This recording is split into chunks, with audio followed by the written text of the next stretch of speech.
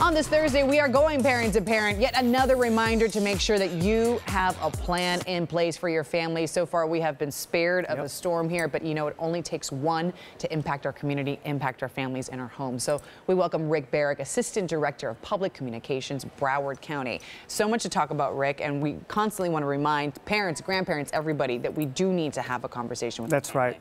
We have hurricane amnesia here in Florida because we haven't seen anything in 10 years. South Florida, we haven't seen a hurricane since 2005. Of course, that was Wilma. So we need to get the parents to bring the kids into the conversation. A lot of folks are new to Florida. They haven't been through a hurricane, the stress it causes. So starting that conversation now is important. And then when we start that conversation, what do we need to converse? What do we need to talk about?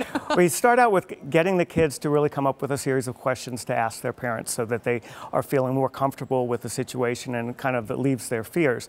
What we want to start out doing is having a family conversation about a hurricane plan, having all the items in your hurricane kit, which would include water. You have to have 1 gallon of water per person per day for 3 to 5 days. Of course, any medicines that you are needing, and then food, non-perishable food, and your flashlights with batteries. So that's a real starting point, but that conversation goes on after that to really involve, you know, what are you going to do if you have to evacuate? Right, right. And always think about your pets as well. Your pets are your family members as well. So the same rule applies as far as food and water for your pets as well. And if you are in an evacuation zone, you know, you have to make sure that you're going to the right place for you and your family. And if you do have an animal, there are pet-friendly evacuation areas. That is true. We have one pet-friendly shelter in Broward. That's in Tamarack. You have to make an appointment.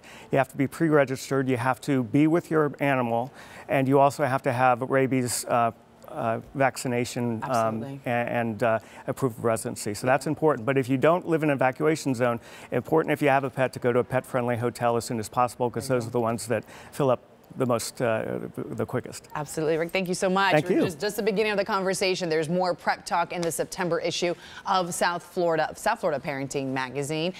Things like prepping for team sports, your kids, the presidential election, and private school. That and more. Remember, we go parent to parent Thursdays here on 6 in the Mix.